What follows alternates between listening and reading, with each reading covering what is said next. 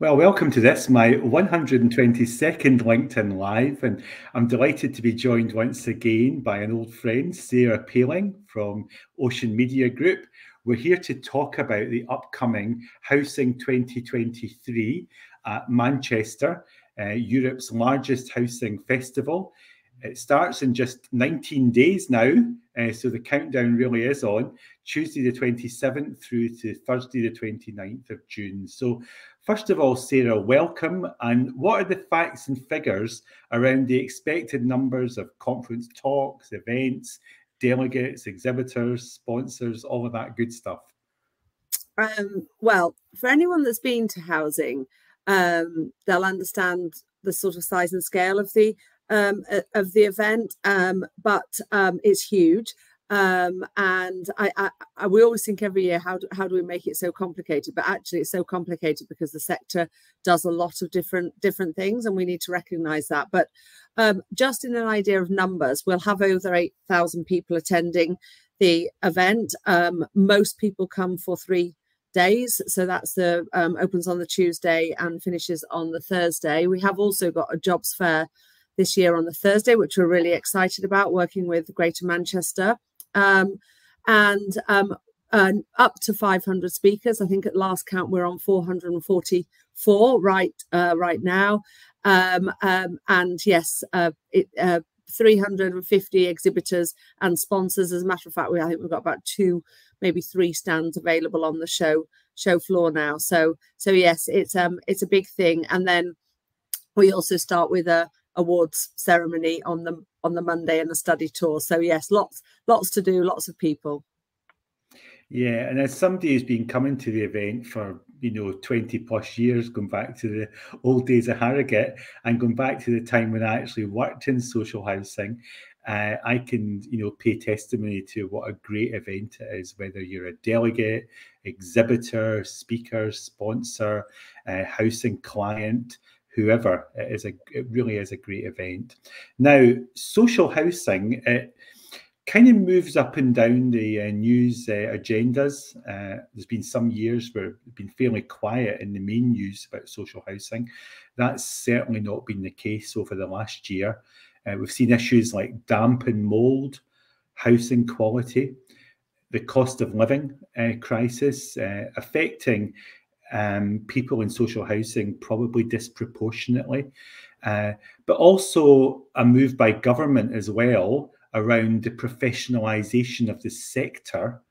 And there's been quite a lot of commentary from tenants groups as well, almost saying, yes, what does it say about us as tenants if you don't have to be professionally qualified to sort of manage our properties?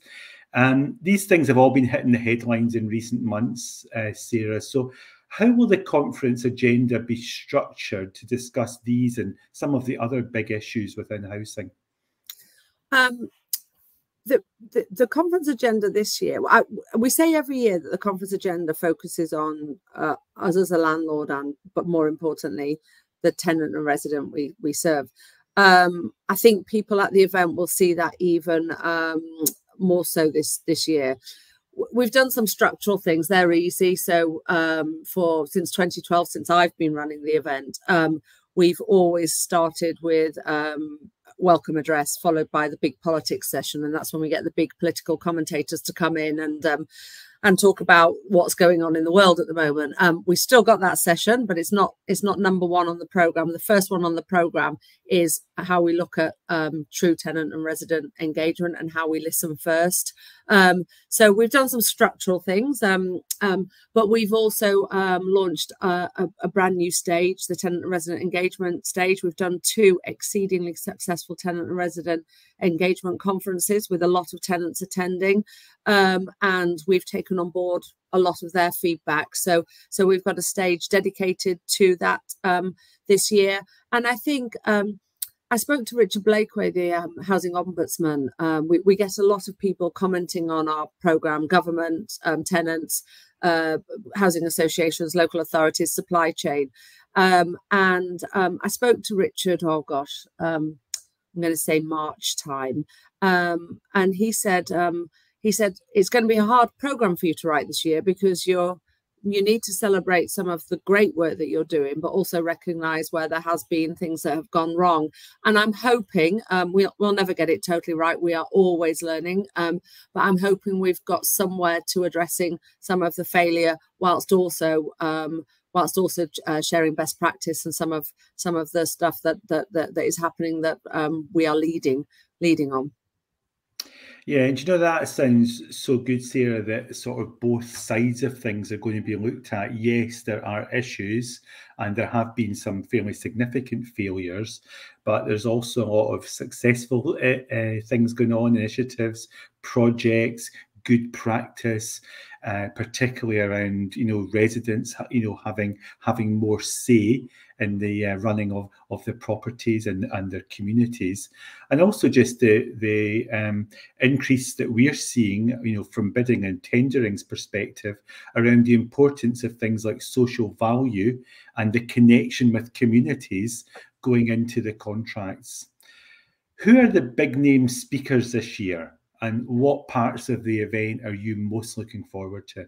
Well, it's we have got our normal ministers and shadow secretary of state. So I'm great for this year. So we've got our female housing minister, who we invited in January and is still the same housing minister, and we've got Lisa Nandy, shadow secretary of state, who's also using the event as an opportunity to discuss and go into detail on some of Labour's housing manifesto pledges for the autumn. So we've got those. We've got some great political and commentators and the big economists. We're doing a lot around placemaking. So we've got the ex-chief executive of the Eden Project talking about art, culture, what places need to feel like away from the boundaries of the four walls of your home, and what that looks like in different areas. And also for anybody, I mean, I live in Manchester, for anybody coming to the venue, they'll see it's the opening day. Our last day is the opening day for Manchester International Festival. So the city will be alive. It'll be awash with some really, really sort of like exciting names. Lots and lots of people coming to the city on the Thursday. So we're trying to embrace that. I keep telling my team we're the warm-up act for Manchester International Festival. So yeah, and you know what, we've got Lord Victor Adebowale speaking about culture. We've got some great people on the Unlock Net Zero live stage. I mean, that's just come on leaps and bounds. And so yeah, the problem that a lot of people have at our event is just that there's so much great content going on. So when there's 10 theatres and 10 streams running, you're always going to miss something that you wanted to see. I spoke to Michelle Younger at 13 Group yesterday, one of our speakers, and we're on a briefing call, and she says, I've never been to housing. And I was so happy for her. I was like, oh my God, you will. The other 3 speakers were like, you will love it. It will be because she's not whatever reason she's never been on the list to come, and she was so excited. She was telling me, she'd looked into all of the sessions that she was going to go to and everything. And I thought, yeah, I remember my first housing. It was 2008, same as you, Andrew, is in Harrogate, and I've loved the event ever since. Absolutely loved it. Yeah, well, she's going to find her tribe, isn't she? Yeah. You know, and yeah. I'm quite sure that she'll be coming back. And that idea that she's done there as well of sort of looking at the programme, picking out, you know, I think you have to do that, pick out the things you want to attend and get your plan. There's usually a pretty good app for that sort of thing as well. We've got the app. We have got the app again this year, and also for the first time we've actually done a PDF version of the program as well, so people can. We, like anybody, we're really trying to look at how we produce the event. So we do we've reused our stage sets because of sustainability. So we've done more than I think pretty much any other event organizer in the UK in terms of net zero, which we should be. We're talking about asking others to do it. but because we don't do the big print event guide anymore, you know, we need to make it easy for people. So we are also doing something that people can read on their phone, mobile device as well. Brilliant. Now, there's a large number of fringe events. What is the fringe at conference, and what's new for 2023? So we used to say we have 60 official fringe events, and what is great, and our supply chain are so embedded in this. So we know as the media, as the housing sector, that a lot of the people that work in the supply chain actually consider themselves housing people too. So they might work for a supplier, but they resonate with the sector, and they do a lot of networking events after hours at the event to really bring together people over small dinners to networking receptions. But we've gone one step ahead this year as Ocean, because the problem that you've got, so Michelle Younger is and if she's on the call, I feel terrible, and now I'm naming her, but she's not been to housing before, so she won't be on the lists or invites and everything. So we started to really think about the people that needed the fringe, that don't normally get invited because they're not normally there or for whatever reason. So we've got the big opening dinner, Housing Heroes and Women in Housing Awards, brilliant night. Hugh Edwards is our host for that. We've got the Unlock Net Zero Live Awards on the Tuesday night, reusing the stage set from Women in Housing in true sustainability style, and that's with Cunlay Barker.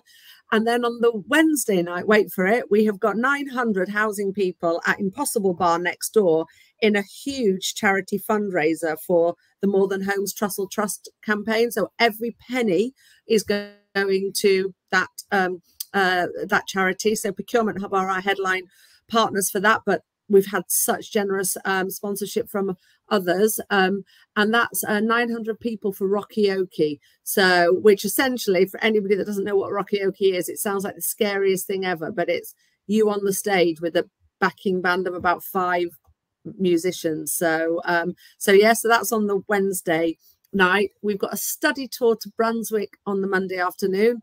Brilliant study tour. Huge investment into an area of Manchester that needed investment, and it's a JV with Manchester City Council. Loads of new council housing there, but also the regen work that they've done with Vistry Group, Countryside Now, Countryside Partnerships, and Mears Group is phenomenal. So I can't recommend that enough. That's at 2 o'clock on Monday and open to all that wants to go on that study tour. And then we also have a sponsored charity walk on the Wednesday morning with the National Trust to Castlefield Viaduct to look at community space, community planting, urban gardens. So yeah, absolutely loads. So loads unofficial, loads official, but a great way to spend your time. Yeah, I mean, the whole day and the evening, the whole thing every day just goes past so quickly at conference. Now, it is, as you've said, Sarah, it's a very large event, and it could seem for somebody coming along for the first time a bit overwhelming. So what would you say to somebody who is thinking about attending, for maybe just for one day for the very first time? I think we've touched on it a bit, Andrew, but we all people of our age used to plan their event. So we do it old school. We get a printed brochure. We'd highlight bits that we wanted to go to. I would be a massive advocate for that. If you just turn up to housing and haven't thought about your day, you won't get the most out of it. The exhibition floor is a great place to walk around, talk to your supply chain. Your supply chain will want to talk to you. There's loads of great sort of cafes within the venue. There's a lovely space outside the venue. Hopefully it won't be raining. It is Manchester, but we've been fairly lucky with the weather over the years. The sessions and the theatres, I always say, even to the exhibitors and sponsors, use your session passes. Go and sit in those theatres. There's people that you'll sit next to that you'll find as a friend of yours forever, you know, like, so make your way around, listen to different things, meet people, talk to people. I've never known, as media, I've worked in hair and beauty, sustainability. I've worked in corporate finance. I've worked in lots of different portfolios. I've never known a sector as friendly and as welcoming as the housing sector is. So go and find your people, find your network, and find your new friends at our event. Yeah, and that's why you've stayed in it for so long, Sarah. Yeah, 15 years. 15 years. I never thought I would. Okay, so what are the benefits of the event for exhibitors and sponsors? You know, I feel I could answer this myself. And are you finding the cost of living crisis affecting the business events budgets just now? So we are lucky on housing and homes and Unlock Net Zero. We've got some events that are now very established and in people's diaries and mindsets and things. So this year, I'm delighted to say housing is actually looking bigger and better than it has ever done since we've been at Manchester. As I said, we've only got two, maybe three stands left on the show floor, and that's because we've created new space because we sold out. So yes, what I would say, and this is a good thing, is I think people are really thinking about what matters when they come to be an exhibitor and sponsor.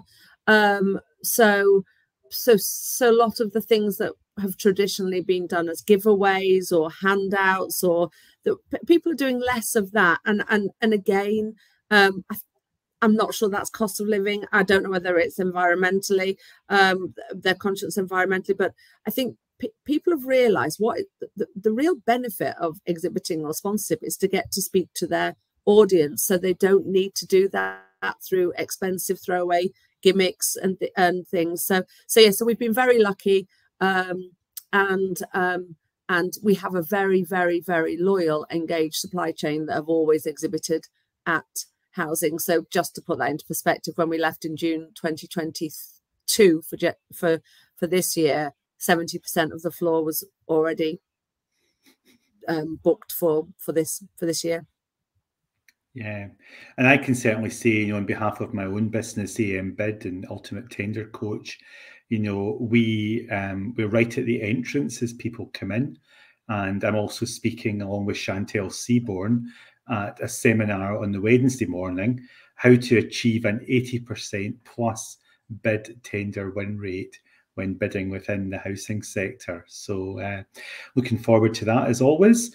And so today, for anyone who's just joined, I'm with Sarah Payling, the Group Event Director of the Ocean Media Group, and we're talking about Housing 2023 in just 19 days' time, starting on Tuesday the 27th.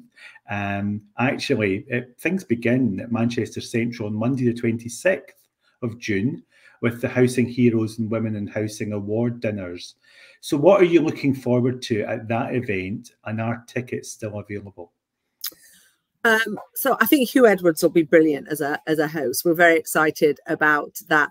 Do you know what? I shouldn't say this. They're my favourite awards, and the reason they're my favourite, and I love our other award ceremonies, is they celebrate all levels of success.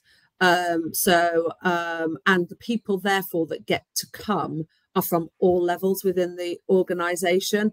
And I always laugh. So the first award on the night will be one person getting up to receive their award. By the end of the night, they've taken their whole table up. Other tables join them. It's anarchy, but in a good way. So yeah, and then there's a party after, and it's a real scene setter. And I love walking around hearing people the following day saying, "Oh, I saw you last night. Wasn't it a great night?" It's a real celebration. It's a Housing Heroes we launched. I'm going to say, well, I was at Ocean, but I think I've been there maybe 2 years. So I'm going to say we launched Housing Heroes in 2010, and it was all about people that go above and beyond the day job.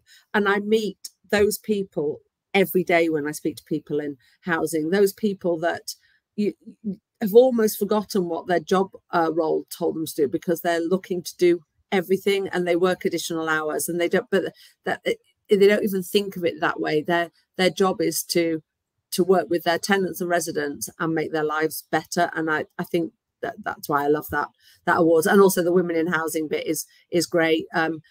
Hopefully we won't need to do a Women in Housing Awards much longer, because there won't be any need to champion women over men. But I think we're still at that moment in time, sadly. So yeah, again, great, absolutely phenomenal awards to kick off what is a great housing week. Yeah, and you never know with Hugh Edwards being there, he may be able to take some of the good news stories back, and we might see a few more of them appearing on BBC in the future. Okay, now last year, quite a big announcement, quite a big surprise actually about the event. Ocean Media and CIH announced that Housing 2023, this month's event, would be their final sort of joint collaboration event together. So what are the 2024 plans for the event? And could competition from other events in the sector, maybe even coming from the CIH itself, could that affect the size and the reach of this event? Yeah, so we for the whole of my time, 15 years, but obviously way before that, Ocean Media Group and the Chartered Institute of Housing have had a relationship for Inside Housing magazine and for the housing event. And actually, when I joined, we only did those two things. Ocean Media subsequent now has 10 very big conferences within their own right. They have social housing portfolio, the social housing magazine, and social housing data product. So we've changed since that arrangement was done, and the Chartered Institute of Housing have changed as one would hope. I was very sad. I love working. We work. Gavin Smart, the chief exec of Chartered Institute of Housing, is a great person to work alongside, and his policy team of James and Rachel are phenomenal to know, and most people will know them. What we are doing, what Ocean are doing, is housing has actually always been a really broad church. We this year, as always, and so this isn't anything new. This year we will have what we will do policy work with DLUC, DESNES, I'm not allowed to call them that, Homes England taking a big stand in the foyer, huge work around being able to discuss their new strategic plan with our audience. We've got British Property Federation, we've got Royal Town Planning Institute, we've got Town and Country Planning Associate. We've always welcomed everybody, and actually that's always been the strength of housing.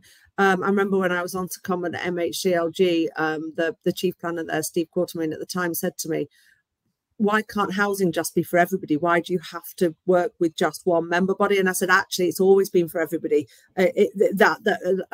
So that's what we will be doing. And just in context to that, the Chartered Institute of Housing have always had their own events. So I would imagine that they would do that still, but what we would want to do is carry on making it that place for everyone, for shelter, for tarot, for TPAS, for everyone. I will have forgotten somebody there, but that's what we've always been about. Great. Well, it sounds like the event has still got a really good future, and it will, probably grow in different directions and continue to still be, a fixture for people involved in housing in all the different guises. Now, AM Bid and Ultimate Tender Coach, we also exhibit at the Homes event in London Excel, November time. How are plans for this event shaping up, and will there be anything new happening here this year? Again, I'm delighted to say that that event was our biggest event that we've ever done last year, 2022, and is looking to eclipse that in 2023. Homes was always, probably internally and externally, always seen as a bit sort of like the younger brother or stroke sister to housing, and I think having its own raison d'etre with the Unlock Net Zero Live added to it really gave it a new sense of purpose last year. one of the big things that we've done with the sector, Inside Housing, our colleagues across the way, they do a lot of work looking at risk of to the sector, and one of the biggest things that have come out, and it's not dissimilar to other sectors at the moment, is around recruitment and retention, not least helped by some of the news stories that have been going on as well in the wider press. So we have worked with the Northwest and now the Greater London area on doing some jobs fairs to attract people into our sector, and we think, and it was actually not my idea. I'm sad to say it was actually the HR director at Great Places Housing Group that had the idea, and she said, what better way to show people what we are all about than bringing new recruits to something like housing, to show them the whole scope of what we do, and similarly for homes and Unlock Net Zero. So those are both new things, and we're doing them so to attract a whole new group of people into our world, and also look at local employment, look at new apprenticeships, look at getting tenants and residents into new roles. So it also feels like the right thing to do in terms of social value as well. Yeah, and that sounds really exciting about getting young people involved, and you're going to be doing that at Manchester and also at London, because I think most of us, I stumbled into working in housing 30 years ago, and I think most people that has been their experience, whereas perhaps now it'll be more people choosing it as a destination of choice, intentional career path, let's say. That would be really good. So another question for you is, I mean, there's a lot of virtual events these days. There's a lot of people sort of got used to just working remotely and working from home. Why are in-person events still such a good idea and still so popular? I think there's nothing like an in-person event. My team are already really excited about getting on site at housing. They know, I mean, for everybody that attends, it's hard work. For us, for the team running it, I can't tell you. I mean, I have these inordinately early team briefings, which my team go, oh my God, not 7 o'clock again, Sarah. But we're on site. We're working pretty much from 7 a.m. till until midnight each day while we're there, but we love it. We absolutely love it. We love our customers, we love our delegates, we love our visitors, we love the sense of sort of like being there again. And yet we do monthly webinars still, which are getting still 500 pre-registered to them every month on our Unlock Net Zero portfolio. And Andrew, you're saying had a really good registrations for this LinkedIn. I think there's a place for both. I really, really do. I think anything that's more than 2 hours looking at your screen is not fun. We found that out during COVID, but there is still a great use for smaller bite-sized sessions online that you don't have to travel to. I don't think we'll ever do an advisory board ever again in person. We used to do them always in London. Why we drag people from Glasgow down to London for an advisory board? I mean, it seems insane now to think of that. But yeah, but then smiling, chatting, those wonderful conversations, the laughter just happens so much more naturally when you're on site together. Yeah, absolutely. So look forward to catching up with you as always. And whether it rains or whether the sun shines, and we hope the sun's shining, but you know what, it's going to be shining inside the venue anyway, because there'll just be that buzz of a really great event, and the sector in all its different guises all sort of coming together as well. So thank you very much, Sarah, for another very brilliant interview, and really scene setter for Housing 2023. Thanks. Thank you.